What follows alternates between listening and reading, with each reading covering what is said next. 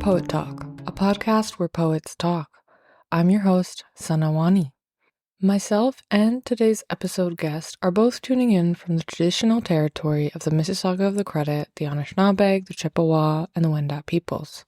Sometimes the word Haudenosaunee, meaning people of the Longhouse, is also included as a nation, but it is in fact a sophisticated confederacy of 6 indigenous nations: Mohawk, Oneida, Onondaga, Cayuga, and Seneca, and Tuscarora peoples.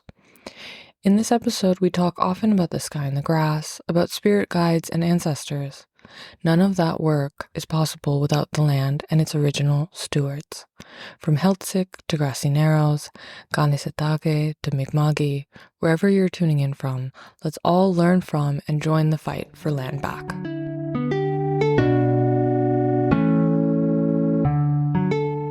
This episode, we'll be talking about crushes. We'll be exploring questions like, is a crush a form of co-creation? Is a crush a secret language? What role does a crush play in adult life? Together, we create a poetics of Instagram reels, spirit guides, and Lucy by Jamaica Kincaid. We dive deep into conversations on mothering and dreams of oneness.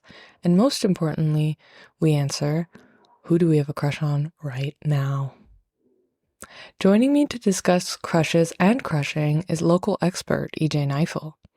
EJ is the author of Violets and co-creator of the web series and theater productions Playdates, Catch, and Oranging. They are a psycholinguist, a poet, an ekphrasis critic, and based in Toronto. To me and to many, EJ is a friend. They are a friend of a friend, they write in one of their bios, and before I read that, I wrote friend to all. The friend, I might even say. Like, if you look it up in the dictionary, you probably find EJ's picture right next to true friend. They are the ultimate party guest, an event host. Not only do they somehow always exactly know how to make a space better and how to help, they'll also do something incredibly charming, surprising, maybe like leave a beautiful branch in the corner of your bathroom or the perfect rock next to your sink. One thing I don't think we discuss enough in this episode is how incredibly crushable EJ themselves is, and how at any given moment, 4 to 6 people are probably in love with them somewhere out there. It's not just their lovely face or beautiful hands that make that possible, but it's the way that they will look into your eyes and see you, really see you. One of my favorite stories about EJ is about how they brought fruit and tea to their thesis defense, and I think one of the people on their advisory committee made like an offhand comment about how it was the most thoughtful defense they had ever attended. Their craft is their care, and their care is craft. We speak here in a shared and sometimes secret language of poetry and of spirit, the kind of soup that makes the sound of a gong. This language will be familiar to some of you who know them and new to others who don't. And while I'm excited for all of you to experience our conversation together, which unfolds like one long braid, I'm also really okay with others who might not want to wear our quilted shirt. Moreover, I'm the most grateful to have noodled over this bit of our life together for many, many days, to offer it to you now like a slice of cake, for this introduction to be like a cup of tea. I think EJ would like that. I know how lucky I am to be their friend.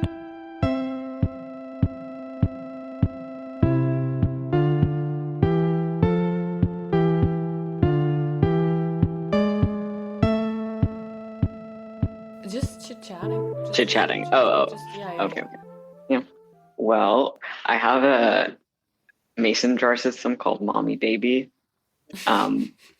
which is just that there's a big one and a small one.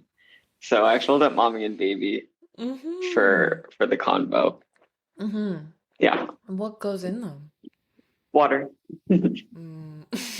Mommy just holds more water than Baby. Love. No, I love that. That's beautiful. For sure.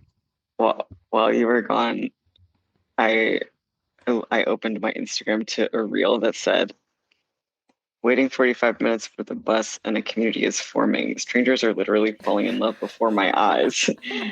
a guy and a girl realize they live on the same block. They're both from Santa Cruz and they both miss the redwoods. And now they're making goo goo eyes at each other. We convinced an estranged grandpa to call his son, and now he's going to meet his grandkids for the first time. I told him he reminds me of my dad, and we started crying. Big group hug. We all traded contacts and are going to Payne's Thursday. Where the fuck is the bus? So, They did form community at the bus stop. yeah, That's beautiful. And it looks I like know. somebody had found a crush. It's like somebody had a crush on someone. Yeah, I thought it was a good, it was like, oh, my pre-reading that Mm, you didn't know, but maybe you sent to me kind of maybe, in maybe. some way. Anyone who knows you knows that there's a passion that you have and I would call it like a philosophical query, a phenomenological concern even Uh-huh, uh-huh, uh-huh. With on mm, crushes in general, mm, you know? mm, Like mm. like the nature of a crush, the experience of a crush. I feel like it's something in my mind that I associate with you. Like whenever someone tells me about a crush or whenever I hear about a crush in the world, I know that it's like I don't know, it's there's something about it energetically that makes me think of you too. So, could you tell me a bit more about where that began? Like when did you notice this? That's a good question. I mean, I often say crushes are what make the world go round, and I really believe that. Um, I think that like yeah, when you have a crush, it just makes you excited about wherever like whatever you're doing. Um, and like the work crush is a perfect example of that. Um, pretty much every job I've ever had, having a crush at the job, made me excited to go. I think that I didn't realize other people were not crush motivated, and that in some ways is the way that I found out that I was that I that I had this philosophical interest. Um, just because I think that's almost just like my default operating system. And then maybe like that has to do with the question too of like how do we define a crush? The other day I was in a conversation where we were talking about like how do we define good poetry? And then the answer ended up being something like, but between us, like what is it that we value about poetry? And so like in a similar way, between the two of us, how would we like maybe we can set a ground rule for like what even is a crush? Yeah, you and me. Hmm. Hmm. What are you I think thinking? Yeah, I think lately I've been thinking about crushes as a really intense emotional experience. I've just been like thinking about the embodiment that happens when you feel that way towards a person, which like usually crushes are, right, like used in the romantic context. Like let me like pull up the dictionary also and see what the dictionary has to say about what a crush is. But like um it's such a intense emotional embodiment and it can be romantic. But I've definitely also had like crushes on friends for sure. and it's like not romantic. Like it's a crush. It looks like a crush, it walks like a crush, it feels like a crush, but it's not romantic.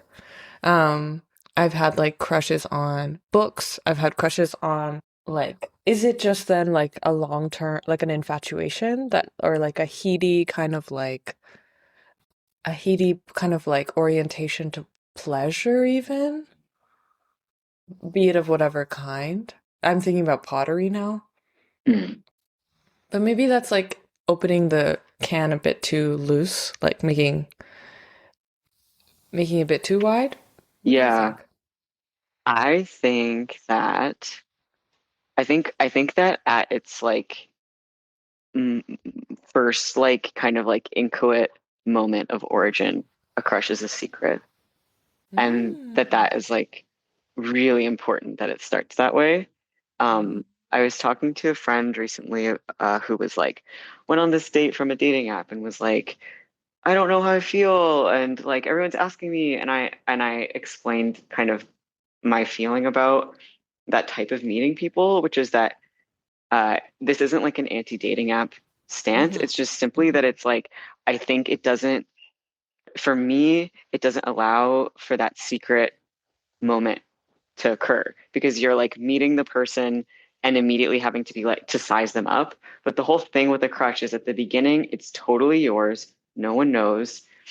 And you get to like watch this person from afar and be like, oh my gosh, like I noticed this thing about the back of their neck or the way that they move their hand or whatever. And then I think there are like concentric circles that go out from crush where it's like it's still crush and it can go bigger, but there's a point at which it's no longer crush and maybe we can figure out what it becomes. But like, because I think that crush can be shared to a degree, like, but then suddenly at some point it if it's too big, it's something else. It doesn't mean that it's like ruined, but it's just not crush anymore. It's changed. Yeah. Mm, that's so beautiful. I love that answer.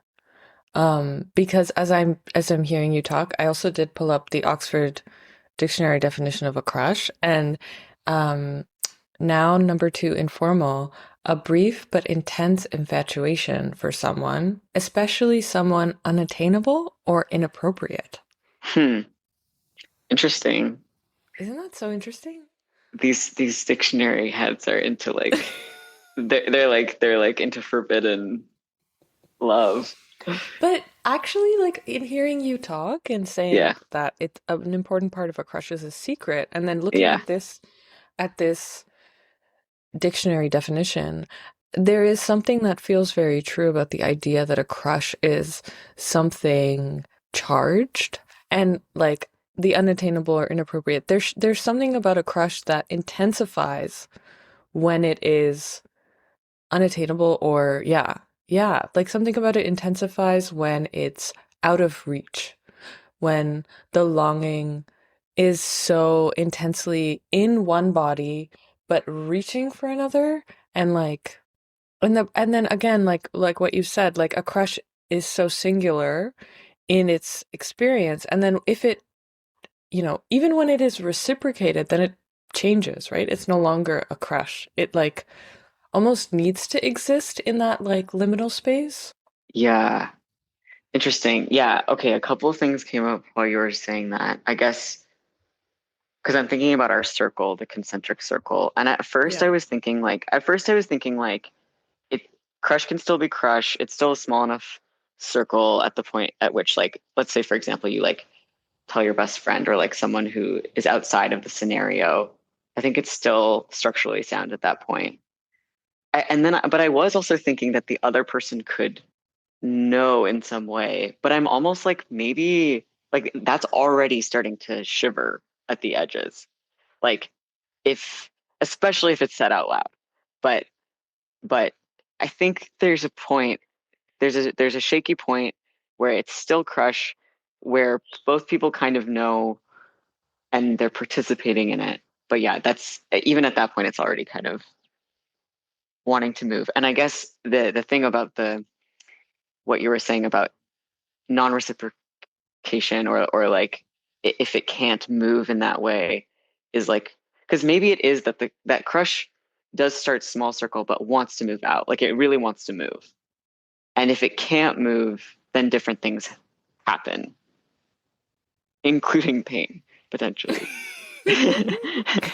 Let's talk about that. Let's talk about that because Suffering. I feel like we're kind of we're inadvertently heading into Yeah. one of my notes that made you laugh, pros and cons. We're Yeah. Pros and cons of suffering. pros and cons of Yeah. agonizing Yeah. behaviors. Yeah. Because I agree with you. Tell Hmm. me more about it wants to move, and tell me Yeah. more about what it wants to do, or like yeah, that. Hmm. Well, yeah. I think like, and sorry, this is poet talk, but like, I do think like crush and poem are quite similar.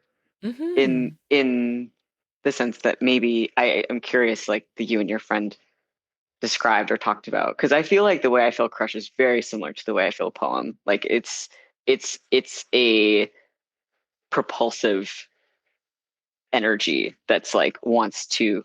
I mean, I guess it's just like creative or something. Like it wants to go somewhere, become something, make something. You know. Gorgeous. Yeah. Completely love that definition. Like a propulsive force. Hmm. I think Hmm. I love that, but I think that my ex Yeah. no, wait. No, Hear tell me out. me. Hmm. That's not my experience at all. I think like for me, crush, I mean, unfortunately, like Abrahamic religions really dig deep in my heart and my soul and my brain, Hmm. still Amen. extracting still extracting some of that mess. But I Yeah. think for me, it's like the sacred and the profane kind of Mm, binary appears okay. because I think the crush is so profane. It's so of the Mm, body, it's so of the earth. mm, And the mm. poem lives in the sky. But Yeah. like I totally hear you. And I think Yeah. like I think that they can intensify each other. Like when I feel a crush or coming on, Yeah. Yeah. and if poetry is involved, which it usually gets involved somehow, Hmm. it Hmm. does Mm. amplify the other.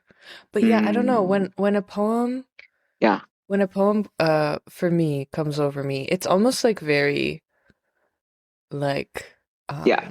so heady. Like it's so like being lifted away. Whereas a crush, well, okay, so here's where pros and cons comes from because I Yeah. think in a Yeah. previous conversation I was talking to someone, maybe you, and maybe we've also just like talked about this. I find crushes to be an agonizing experience. Like, Yeah. I think You're that anti-crush. they hurt. I have been, right? Mm. Like, I think a couple years Yeah. ago we talked about this too. I think I've pulled Yeah. back on my extreme stance. I think in the previous I was a real crush hater. I was a hater. I was a strong hater of the crush. I pulled back on that, but I think a big part of that was because I found them to be so destabilizing, Yeah. so destabilizing. Like I feel possessed when I have a crush.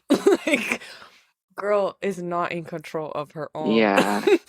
actions, minds, body reaction. She's acting embarrassing. Hmm. She's being way too vulnerable.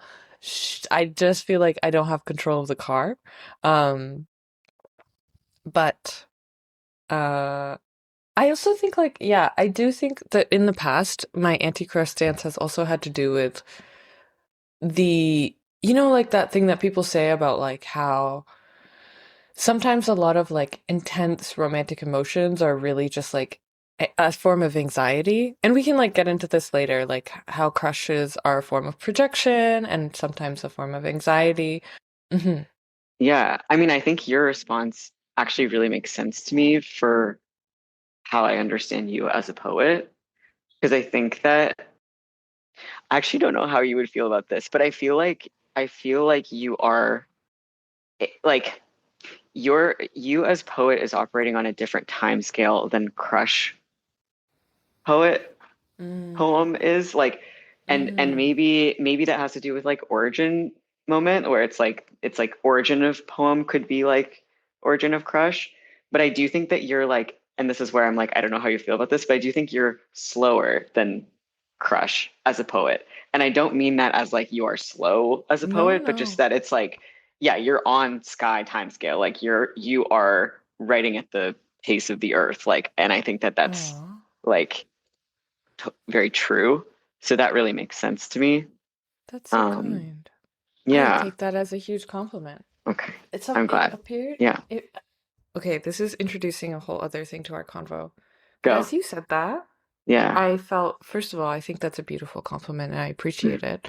mm. But I want to kind of dig into this in another way because I think what I'm actually curious about is your poetics in this question. Like I want to know more about if yeah, like what in your poetics is being revealed by crush. Yeah.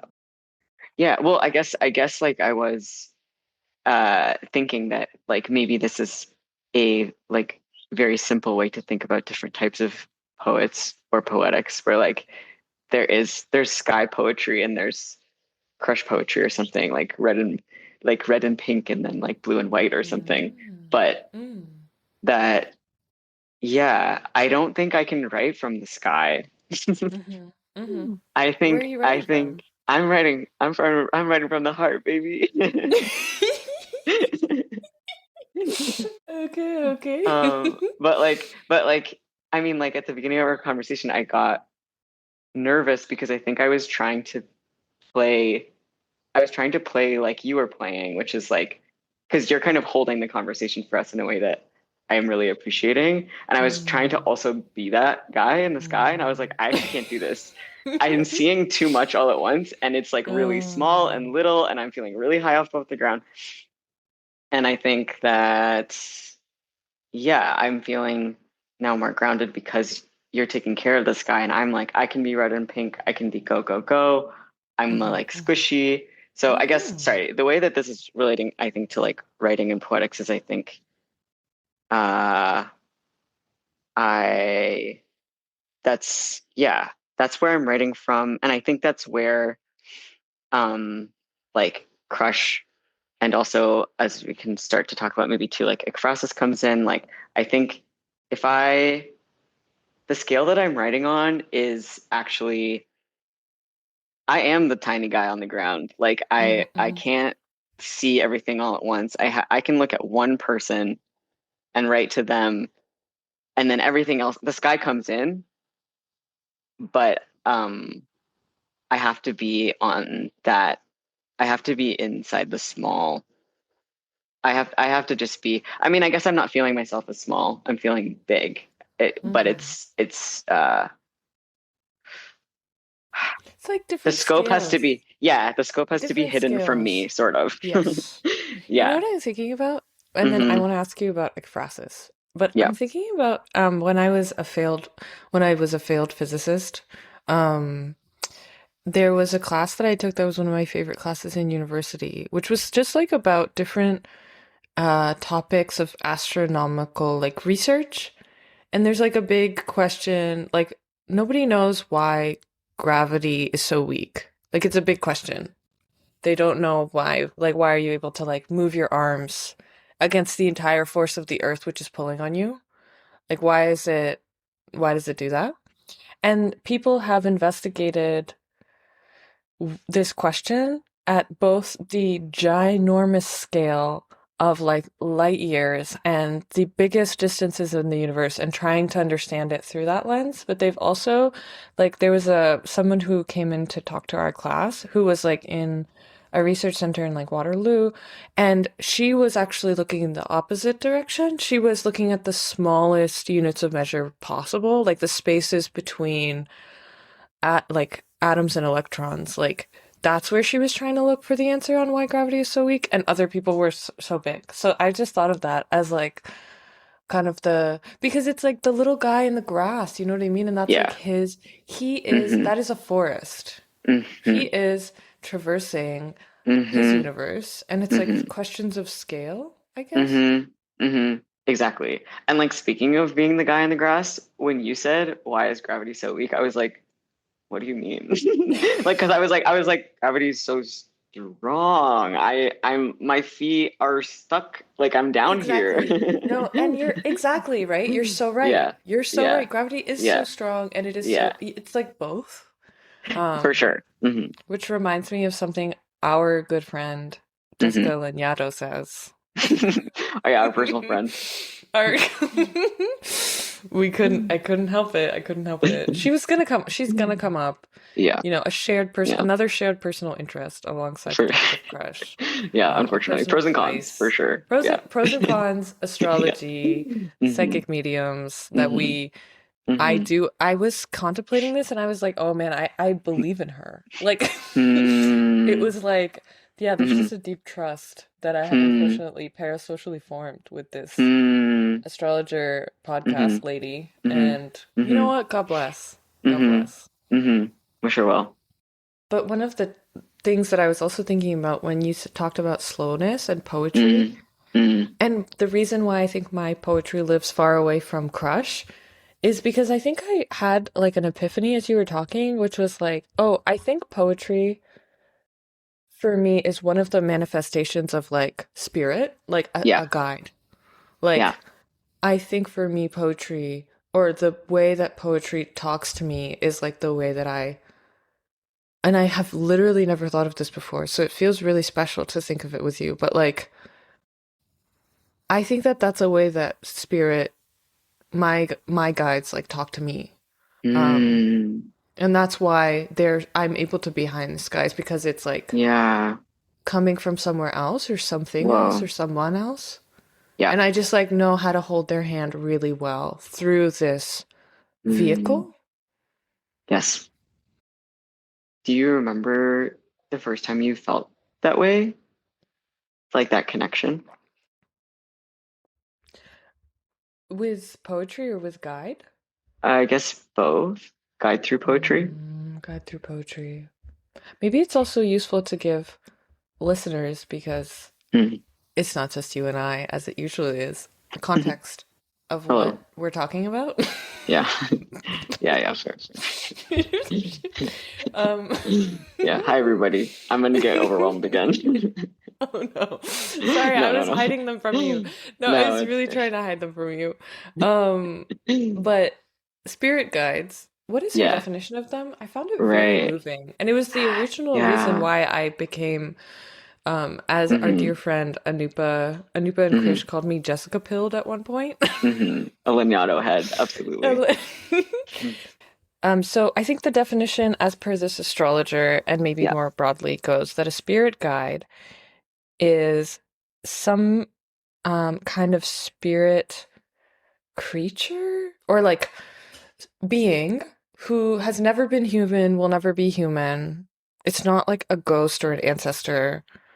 They are something else entirely and devoted to particular souls or like beings, other beings. So each person has their own guides.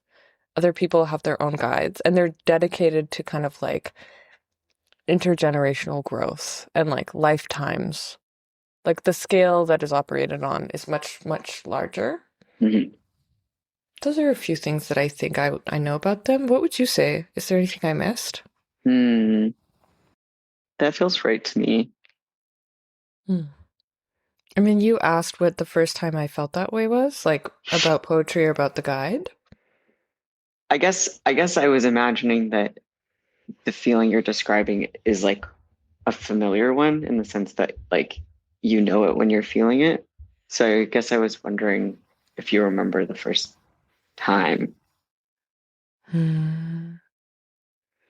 I don't think that I do, because it's like a way in which the framework is appearing after the experience. Mm-hmm. So it's like I think the best way I could also explain it is like there's a certain feeling of fate or fatedness that I've felt throughout my life that like is akin to the feeling that poetry or the guide shares. Maybe like the closest I could give you to like the earliest answer was like, and on one hand, this could be spirit guide, but on the other hand, it's also just child, which is like Yeah. the beauty of it. It's always both. Mm, Um, but you know, the origin of poetry for me was just like this one substitute teacher being like, "Oh, you're good at it," and then it was like a gong in my head went off. mm, Like it was like, "Do this. You're good at this. Do it." Or like there was something about that moment that I look back on now. And on one hand, it was like really like just like a child seeking approval, but it was also there's something bigger yeah. that like swelled within me as a little baby, and I was like, now I'm going to write poems, and then it just was watered and nurtured and then grew. Mm, yeah. Like, yeah. I mean, it's the gong of your whole life or something. I feel like Hmm. that's rare as a young person to feel that because Hmm. it's before the perspective or something. Yeah, it was a big feeling, and I think um I was interested in big feelings Hmm. as a little guy. So Hmm. it was very Hmm. moving. Hmm. I had forgotten that the way that Jessica talked about guides was that they are not ancestors. Hmm. Um, Maybe I conflated only because of the way that she's spoken about like people who have died and the way that they also kind of are like whatever their tether to this realm is just like now completely different. Because I guess I kind of feel connected to like spirit through specific people that I never met. But I'm like, I almost don't even know. Like maybe I'm just giving that a name that is familiar or something. It's also like maybe your definition is just different than hers. Possible. Yeah. And then I'll have to fight her for real. To Mm. return to Crush, though, Yeah. Crush and Yeah. Spirit, this feels Hmm. very aligned, very Mm. beautiful, in fact. But Mm. could we return to the question of ekphrasis? Maybe through this amalgamation of spirit and questions of feeling and crush, what light does that shed on ekphrasis for you? Hmm. Yeah. I mean, well, I guess to define this word, um, this is just like a silly Greek word for like writing about. And like historically, it was to describe like writing about painting specifically or whatever. But my interest in it is like way bigger and more like gong like in Mm, the sense that yeah, I mean, I like actually first started writing and knowing I was writing by writing about and writing to. Um, mm, and specifically, like the very first stuff I wrote about was music and live performance. And then I got more into writing like uh, about literature and film and blah, blah, blah. And more recently, in the last few years, it's just been like literally letters, like even stripping mm, away any anything really other than just the direction. And that to me is like still ekphrastic because I think to like get to what I think it is for me is just that I'm like, yeah, a writing that is directional, that just feels like it. Um, the first time that I got to host an event in Toronto when I moved here, I got to uh, host Manaho Bandakwala and Conyer Clayton's uh, like co-book launch and kind of write to their practices and their like co-practices as like friends and collaborators.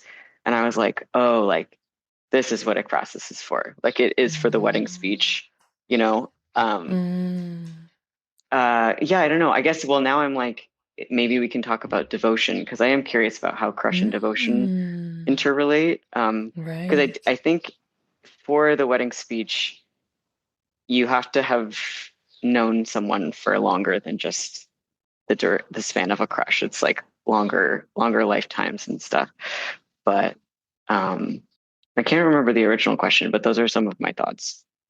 I really like the way that it sounds like your practice is evolving towards this directionality, like you said, and ekphrasis being the gong, right? Being a place where a deep sound is felt, and like, yeah, I just think of you so deeply as a poet. I was thinking as you were talking, like the ways that I would describe your, like, if we talk about the little guy, we can maybe also talk about like there's almost like this like, I hope this doesn't sound gross, but like an intravenous quality Mm, to your poetics that I always think of and admire, like almost like a deep, deep emphasis on connectedness. I just was reflecting on that in the context of letters and direction because I was reading your letters with Trin the other day. mm, Mm-hmm. in La Merle, which I'll link. But like, I was reading those and I was reading the cadence of a letter. And yeah, I wonder about the scales of devotion too. Because there is a devotion that exists in a crush that doesn't exist. It diffuses at a larger scale. Like, I've spent a lot of time in the last 2 months or so thinking about long-term relationships and like flights of fancy, infatuation, different the scales of romantic love, let's say. And just using romantic as a case study. But like there's a way that love diffuses and a crush can often feel, be it a fantasy or a projection or whatever, but if it is a truth to the felt experience of like love times 1000. It's like, Mm-hmm. Mm-hmm. it's like, you Mm-hmm. know what I mean? So, Totally. devotion. You tell me more about devotion though. Well, I mean, first, the one thing when I was writing stuff down this morning, I was like, is a crush the truth? Or like on what when is a crush true or on what scale is a crush true? Like especially like as you're talking about as we're, I guess like entering into adult life and people have longer term relationships, like what is a crush? How does a crush relate to the lives that we have or are building? Um, and to what extent do they like touch those lives or are part of those lives? How do crushes live in an adult life? Yeah, I don't know if there's like one answer to that, but Hmm. But they do live in adult life. And it's like, what is their function also? mhm. What Yeah, is I their think truth? yeah, yeah. One of your notes that I really liked was that crush is a mirror and crush is a dream. Hmm. And maybe like in talking about crush in adult life, I feel like one of the things you and I have talked about before too is how much of a crush is actually not about the other person, but is really about you. It's about the person having the feelings, not the person on the receiving end of them per se. Totally. Well, that like goes back to that like original thing of The Secret, right? Like it is like kind of fundamentally yours in a particular way. Yeah, so like like one hypothesis that I've had about adult crush is like just thinking about that as an energy that's wanting to go somewhere. Um, and that when we're younger and lives are less formed, it goes into Mm. romance. Mm. And I think the thing that gets less clear as romance is established in adulthood is like where does that energy go or where do we want it to spill? A book that you and I have spoken about is uh, the unfortunately Marina July All Fours book, but just Yes. yeah, just this like my understanding of that book being sort of like that part of what's going on for these characters is that uh, they are both going somewhere and they meet at a particular moment in time and the wires get crossed and the energy gets crossed and they're like the energy the direction of the energy like someone kind of stands not in the way but is kind of like there when the direction starts forming and then it's like oh it's you and it's like well it's you and it's not you and it's also me and it's where we're both going and I love you and goodbye or something. Or maybe I love you is not the right like greeting or something. But Sure, yeah. sure. Hmm. No, totally. Like that whole book, the energetics of what you're describing make a lot of sense. And like also just this idea of like where does the energy go? Like it feels like Hmm. the big pull. Hmm. And again, back to directionality. Hmm. Hmm. So then that makes a lot of sense why Crush feels close to EJ's poetics. Hmm. Hmm. I also have I wanted to talk about patterns. Um, I think there's a lot to be said about about pattern making or pattern makers and crushing, like the ways I've been thinking a lot about stories lately and like how often the plot of a novel is a pattern. And um Nick and I were talking about Canada Reads and like one of the discussions happening about a story which followed the pattern, to what extent, or what extent it didn't. And just like the ways that patterns will inform our emotions. Like there's a way that as a reader, when you're reading, let's say, like a novel, and it has a certain pattern that you recognize, then you want it to go somewhere, or like there's a satisfaction that is related, or like a catharsis that is related to patterning Yeah. for stories. And I was just thinking about this in terms of crush too, um, and maybe in terms of the fantasy, like the element of crush that feels really ripe and powerful too is imagination, like, and the ways that an unfulfilled crush is oftentimes like don't want to say better or worse, like I don't mean that, but like is just really pure in when it is like imagined. There's like this like headiness to it, maybe. Yeah. And then it like stays in the same realm as a good book, Mm. maybe. Like, because Yeah. you're like, this amazing thing happened to me and it was only in my mind. Mm-hmm. Mm-hmm. And it's kind of just like a story, a Yeah. shared experience. One of the things that I thought about when I was like preparing for our talk today was like there's this really random scene from an anime that I watched ages and ages ago, like at least 10 or 12 years ago. It's I think it was like Bleach. And there's like this character who is reflecting, there's like two girls who are there's one main character who the plot is kind of making it obvious that both of them are supposed to have feelings for him. But there's a moment in like the schoolyard where one of the two of them asks the other, "Oh, like, do you have a crush on him?" And she goes like, "Why are you asking me that? Like, that's so weird. Like, no, I don't know." The subtext is that she might be lying, she might not be. But the other character just goes, "Well, I just thought it would be nice if you did because then we could talk about it." Mm, And she's like, that's the point of the crush for her. She's just like, well, I just wanted to talk to you about it. If we had it in common, it could be fun for us to chat. mm, that's so sweet. Yeah. Didn't understand that as a child. I was like, that's so weird because of this orientation, maybe that you're describing, where crush is actually supposed to quote unquote be for romantic projection or propulsion, let's say. Um, And now, as an adult, I think I understand better that scene because I'm like, oh, she's right. Like, actually, it doesn't have to result in anything, which is what we're taught over and over.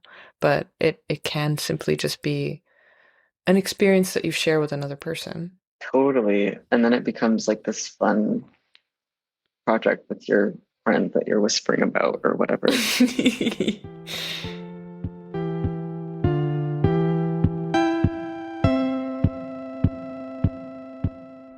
Maybe could I ask about where in the body? Like, could we return to the question of Hmm. embodiment Yes.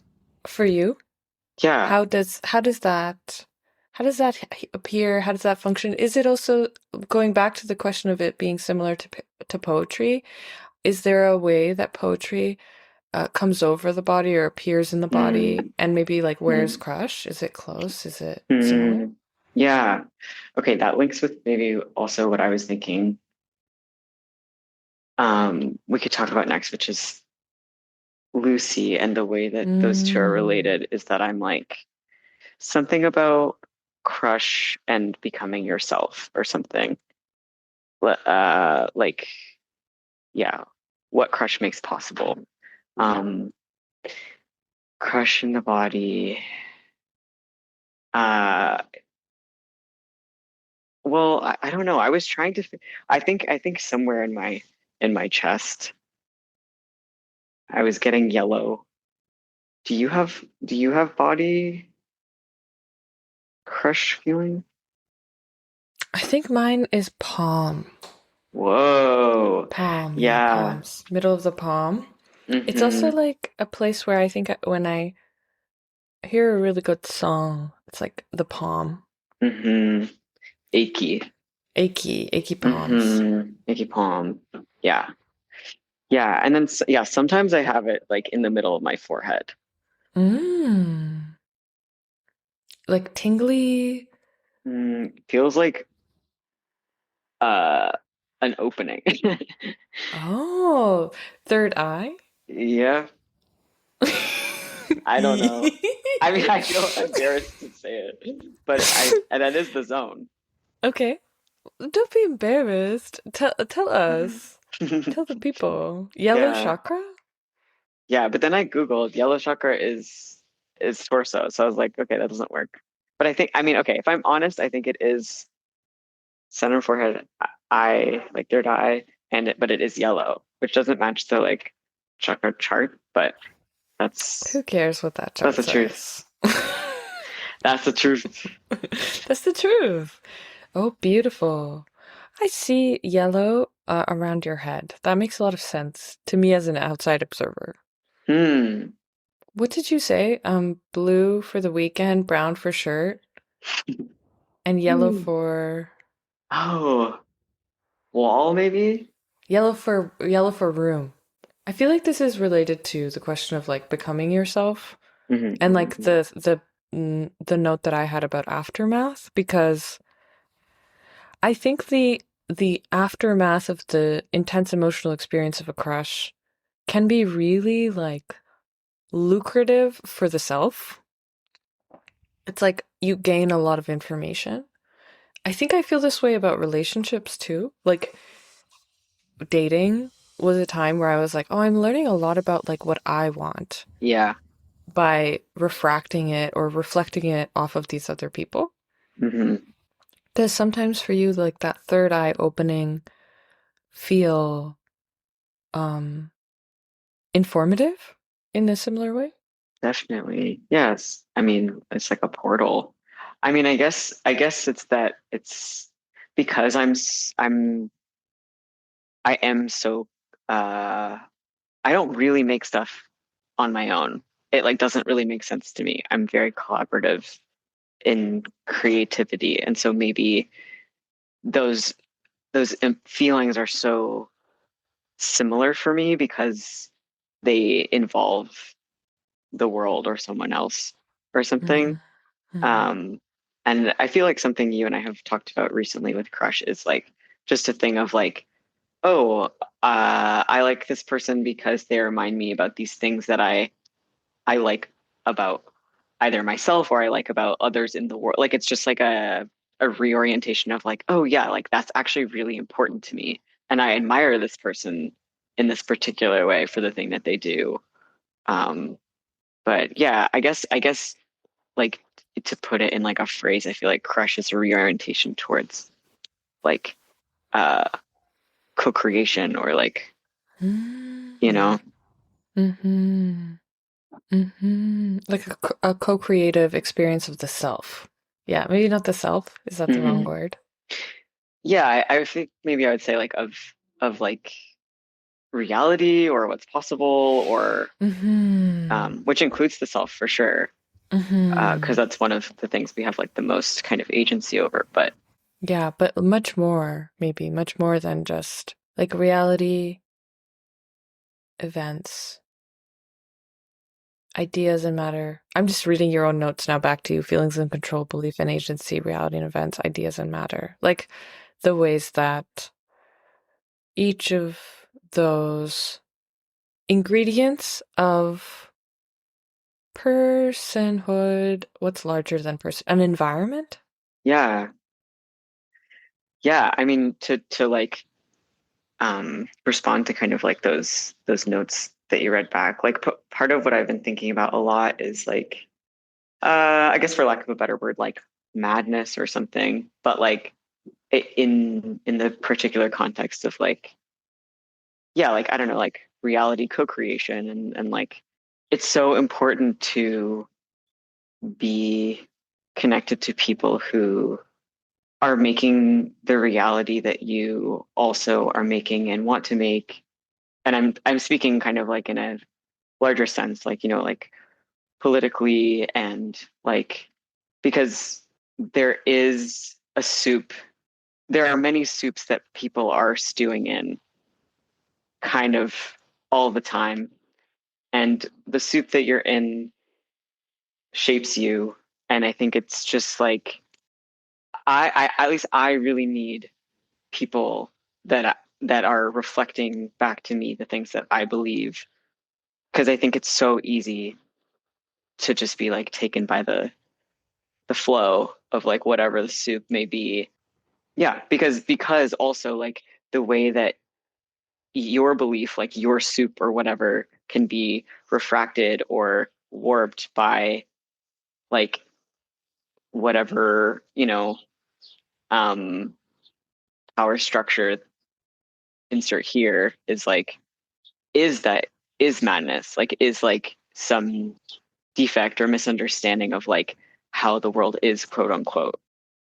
I was talking to a friend recently about how scary and hard change is, and I was like, I'm feel like, and I was like, is something wrong with me? And she said the phrase, like change is a type of illness, and I've been thinking about that so much, and it's been so helpful, you know, for just being like more permissive and like I can't be the person that I was raised to be, you know? And it's like there's a way that that type of obedience or like doing what is compulsory is rewarded and it's just like creating an anti current in your own life in order to feel that direction is so important for living. Yeah, I'm feeling called to read the Lucy quotes. Read them. So yeah, this book, Lucy by Jamaica Kincaid, is like so spiritually important to me because it's about this young woman who I'm forgetting where she's from exactly, but she moves to like somewhere in North America to work for this white family with three children or whatever. And um, there's this through line throughout the book about kind of this, like the way that she describes her family and where she comes from and her like mother in particular and like this like kind of like viciousness that she allows herself to have. It's I guess it's almost like a desperation or something, but just this like deep need to like slough the place that like where she comes from sort of Mm-hmm. and that but also this thing where it's like it also disallows her from fully being where she is also that is the project of her life basically is just trying to disentangle herself from the like original relationships like she describes it perhaps the only true love in her whole life she would ever know. Um, or that she was only half a year free of some of her almost unbreakable bonds, and it was not in her heart to make new ones. I don't even know if I can say like what it means to me, but it's. Do you have any? I know you have also had experiences with this book. Also for I just looked it up. She never says where. I think it's somewhere in the Caribbean, but it's just described as like I saw quote unquote eager to leave the West Indies. Like that's it. Hmm. I don't think they Hmm. ever specify. But yeah, I think there is a beauty to her viciousness. There is a relentless relentless desire for freedom that is really intoxicating in that character. And there is, I guess, like an eschewal of goodness that's also really, I found really Hmm. powerful. She Yes. simply does not care about being good. Yes. And that was really Yeah. good.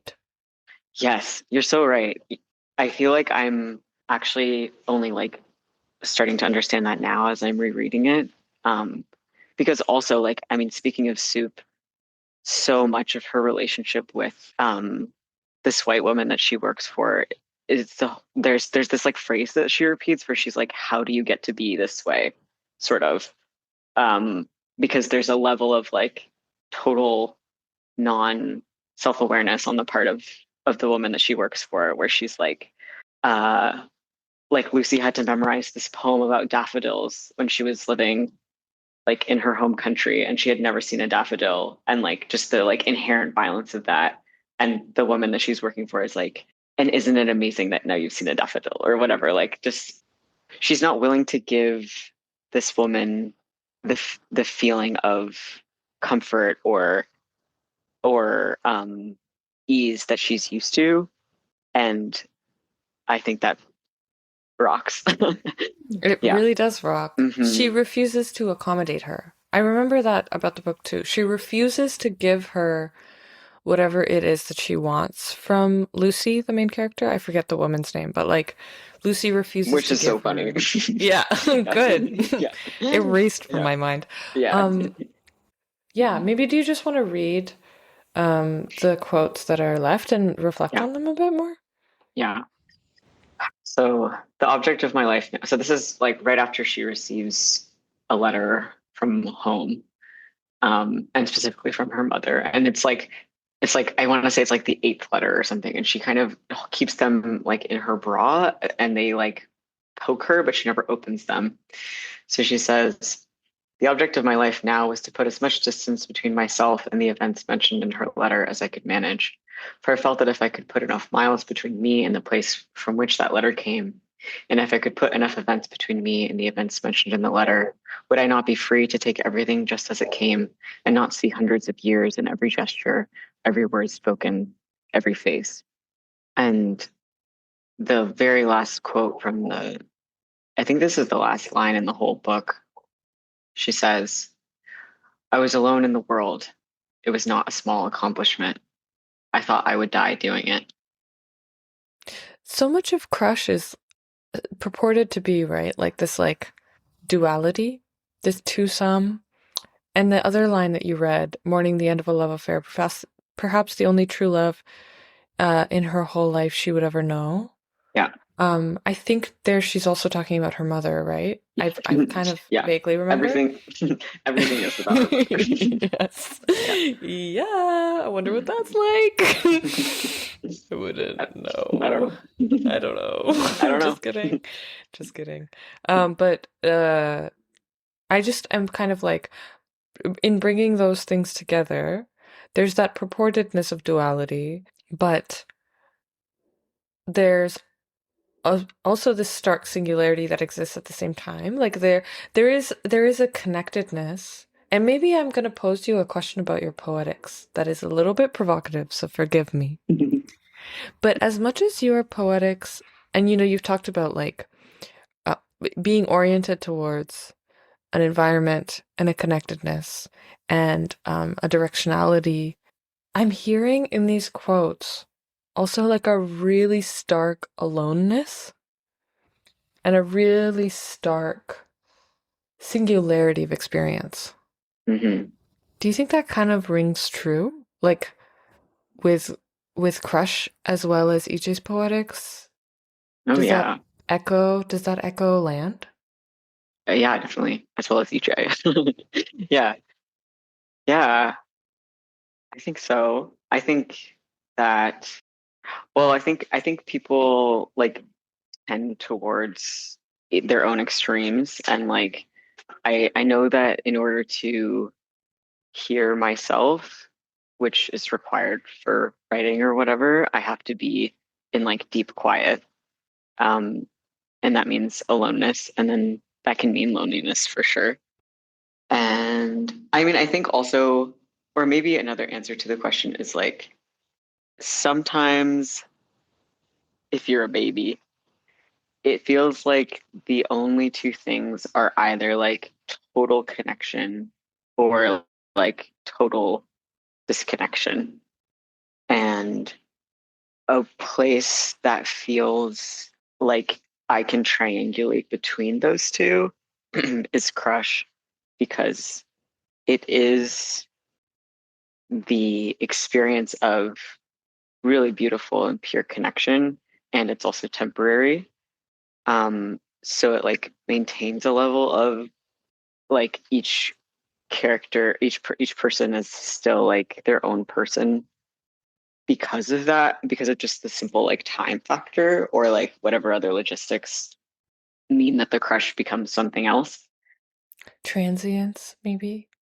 Did you have other like, I guess any other follow up about that thought or I question? just, the thing about Lucy that I come back to, and the thing about the quotes that you chose and the conversation that we're having now, there is something, it feels like so swollen, this aloneness. And I feel like it's swollen with a lot of the different things that are like refracting through our conversation about crushes. That it's like swollen with different kinds of desire. Desire is something that we haven't really talked about yet, though we have been talking about it deeply, but its differences with pleasure maybe, and her desire in the object of my life now, quote, is simply to get away, right? And there's like a certain aloneness. There's a pursuit of freedom that is also a pursuit of, and this is an extreme word, I'm just going to use it because it's coming to mind, abandonment. Hmm. And I'm just fascinated by it. Yeah, yeah. I think in my recent reread of Lucy, I see that more. She used to be like kind of a pure like like hero, like in the literary sense to me. Like I was like, yeah, this is the hero's journey or whatever. Like but yeah, I think I see so like now I see like a lot of yeah, I guess youthful pain or something. I mean, there's so much like grief in becoming yourself, Mm-hmm. which maybe is part of the aftermath of a crush too. Mm-hmm. Totally. The grief of a crush. The grief of a crush is a much more beautiful way to put what said, like the aftermath. Because there's like this molecular, explosive longing, but there's also then contending with a loss or like something that won't ever be. Usually, I mean, that's always been the most intense experience for me is like Hmm. you, the crush where it is truly unattainable. And then you have to contend with it from both sides, from all Hmm. sides. We've been talking about poetics, and I know like mothering is something that is some that both of us think really deeply of, right? It's something that informs my own poetics, like in a way that is Yeah. almost fanatical. Like there's a word in Urdu called like fana, and fana is like the spiritual hysteric state that Sufi saints enter when they feel closest to God.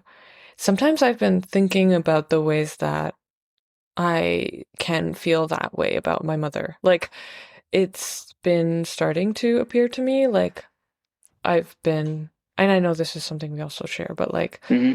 I've been experiencing or thinking about anticipatory grief for maybe years now, at least 3 or 4 years.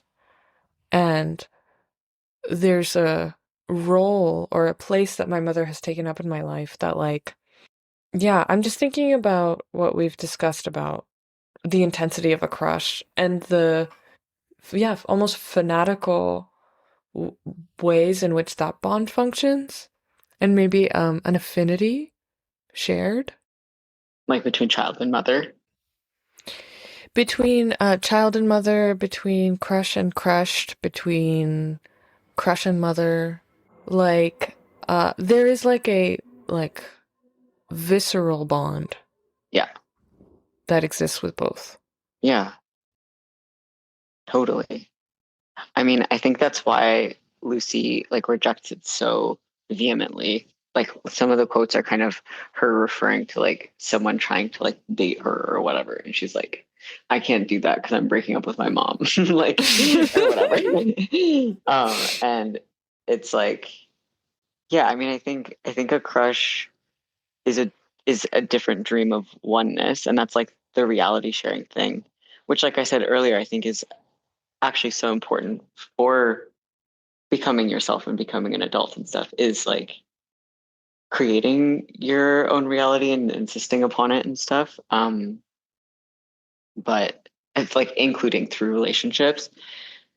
But there is a way that it's like maybe you can never have the one that you had with your mother because it's like that is something that is, you know, it's not possible to do that and also be someone.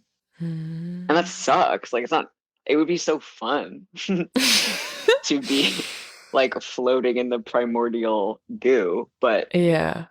it's also not real. Mm-hmm. Or Mm-hmm. I get what you mean. Can I put it in go, plain go. spokenness for a second? Uh-huh. Just like I think what I'm hearing and what you're saying is like there's a way in which that deep, deep love or connection or bond that exists between mother and child. The idea that you can hold on to that in its completeness while still being a person, um, which is the thing that you're rejecting. Like it would be great if we could hold that. It's still a deeply it's an inherently destabilizing love because it is so consuming. And I think that's like why we have all this like beautiful like these books on surviving a mother's passing or like surviving estrangement or surviving uh, abuse in that context because it is so just inherently charged. So I guess I was just thinking about how there's no way out of it. Like no matter what way you spin, it spins for you, whether it's in the sky or it's in the grass. It's always got that tilt. Absolutely.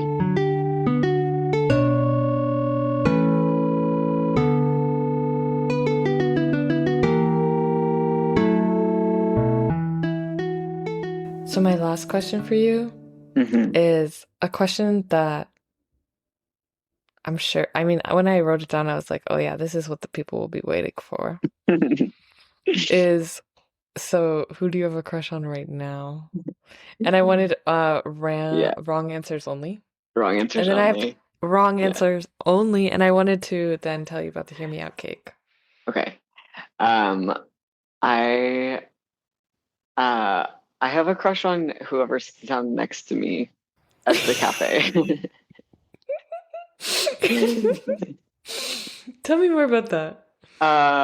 It started in university where like if I was studying next to someone for like long, long hours, and then if they left, like we wouldn't speak.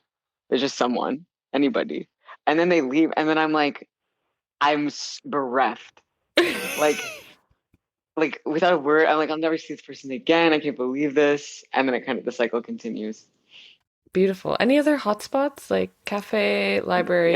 I could see that. I Yeah, could see that. Any other? Is there something? What? Oh, I have one. yeah. Whenever someone talks to me at an airport. Oh, interesting. I think I'm a little more on edge in an airport Okay, because I'm far from home. home. Yeah, yeah, yeah. Yeah. No, there's something for me about the airport that makes every encounter uh feel like the start of a movie. Yeah, I was gonna say that makes sense to me because I think you're more like you've got mail than I am. Someone like Um, my story, I have a crush. oh my God.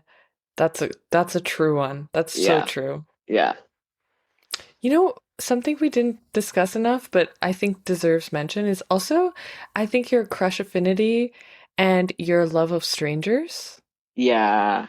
concentric circles. Oh yeah, it's one Concentric. circle. Yeah, yeah, yeah. Also, I was thinking, maybe we could talk because Hmm. Crushes are so parasocial, celebrities are so parasocial. It's very easy to get a crush on a celebrity from time to time. I don't know how you feel about Mm. celebrities. I don't Um, have that one. I don't have you celebrity don't have crush. celebrity crushes. No, Okay. no. Okay. Because, yeah, they don't like look like anything to me. I love that. No, I love that. Tell me Yeah, more, tell me more. unfortunately. Well, I don't know. It's kind of like, I think maybe it has to do with like the way that people get styled or something, where they can look like Mm. completely different people or something. But I'm like, I don't know what Mm. if this person walked past me on the street, I would have no idea. And also, I think it's a little bit like I have often said I'm demisexual with people's pets, where like if someone is like, "Oh, look at how cute my cat is," I'm like, I've never met him, so I don't know. I don't know if he's cute. If I got to know him a little bit better, maybe I'd be able to tell you. So true. Based on the photo, I have Right. no idea. Right, right, right, Yeah, right, right. That just looks yeah. like a cat to me. That's the cat, and I'm happy for you. Yeah. Yeah, I don't know yeah, if he's cute or not. Respect, respect. yeah, What about yeah. childhood crushes? Or like, was there ever like, I don't know, a character or something like this? Yeah, like a cartoon or something. Sure. Um, well, my first crush was Jasmine from Aladdin, Love, love her. which, yeah, but specifically when she's in red and like kidnapped, unfortunately. I Oh think there was no. some stuff going on there for sure. Yeah. Um, yeah. Love. What was yours? I have a couple. I have a couple. The one Yeah. that always comes to Mm. mind is both Ash and Misty from Pokemon. Yeah. Beautiful thing to be Whoa. bisexual. The vests, the little gloves. Honestly, even Pikachu. Let's throw him in there. You're so funny. Yeah, yeah. Um, but the answer that I was actually going to share, I don't have the issue that you do with celebrities. I think I actually get celebrity crushes more often than I do like real people crushes. Um, Whoa. yeah.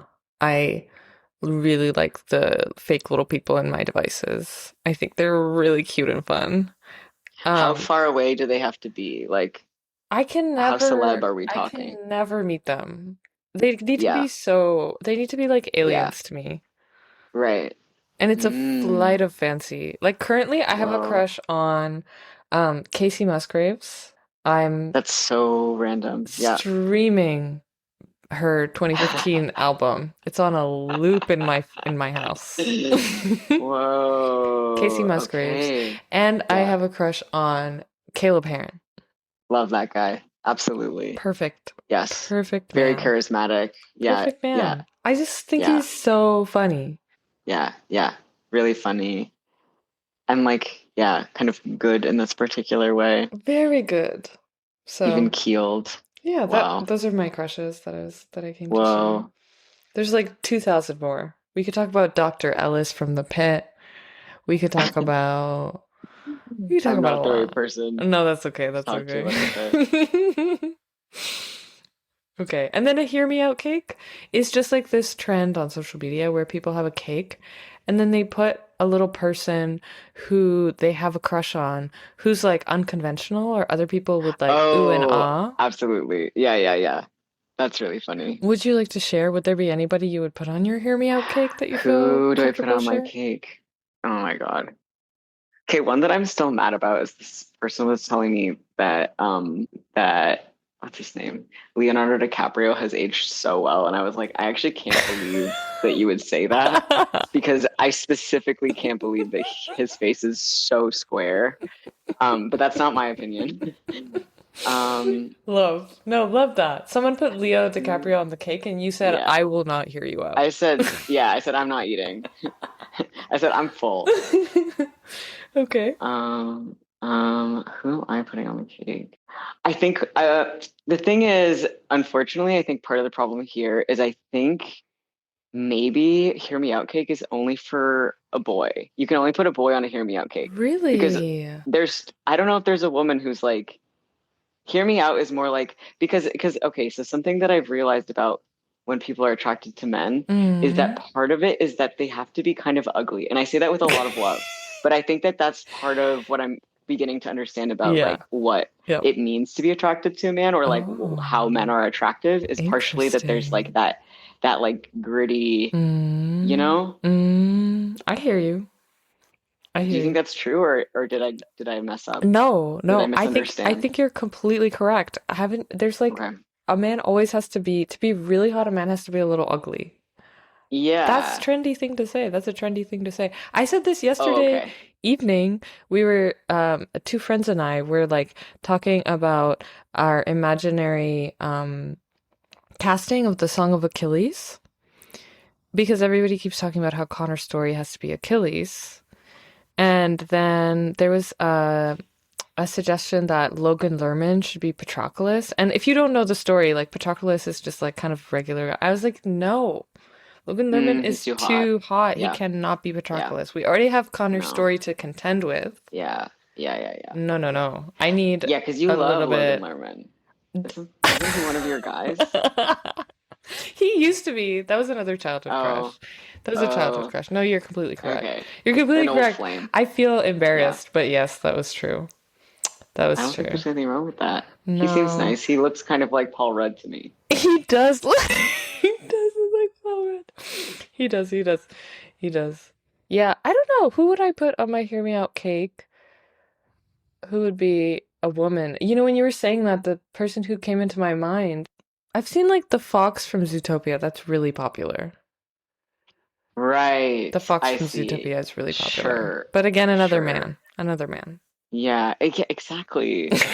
And it's like you would never put like I don't know what's like a sexy girl cartoon. Like it's like they're all it's uncontested. Everyone Right. already knows. No one needs to be heard out. Girls are pretty. Like we like since the dawn of time, like we know.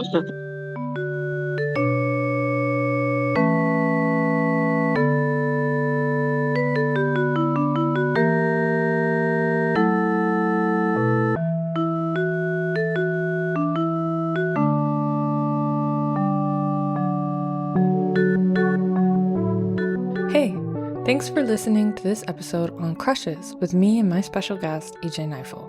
To learn more about EJ, visit their website. It's really a lot of fun, ejkneifel.com, and follow them on Instagram at EJ Kneifel. For this episode, I'd like to shout out the legal fundraiser for 44 peaceful pro-Palestinian protesters wrongfully detained at a Scotiabank in Montreal in 2024. These protesters are defending our charter right to protest, calling on public support, and noting that their mass arrest exemplified a broader phenomenon of criminalizing Palestinian solidarity activism. For 2 years, these protesters have been fighting charges of criminal mischief, and legal proceedings are underway for a large portion of them. The co-defendants and their lawyers are bringing forward a motion to the Crown arguing that their charter rights were violated by the municipal police, kettling, unlawful detention, and harassment. These protesters shine a light on police, government, institutional, and corporate complicity in the genocide in Gaza. The case is ongoing, and so is the fundraising.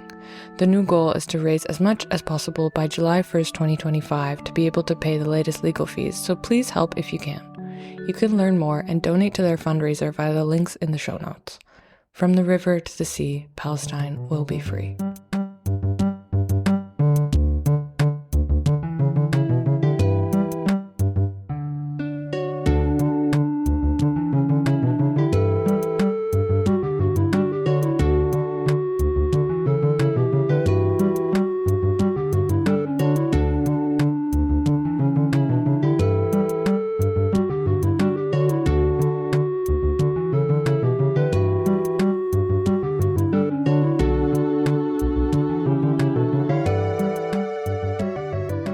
The song is by actually one of my only semi-celebrity crushes, which is I used to have a crush on this singer called Caroline Rose, and I have seen her perform many times, like in her early career or whatever.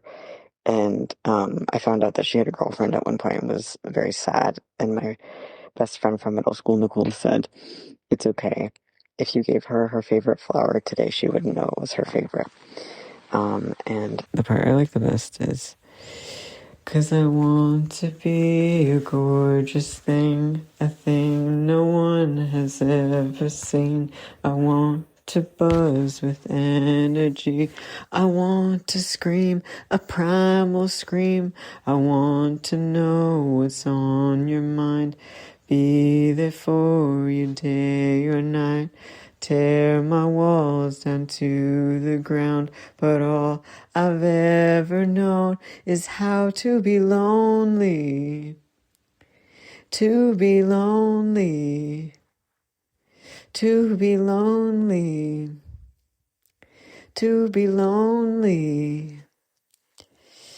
And then the outro is, I don't know if I'm getting somewhere. I don't know, but I think I'll try. I don't know if I'm getting somewhere. I don't know, but I guess I'll try. And then it repeats.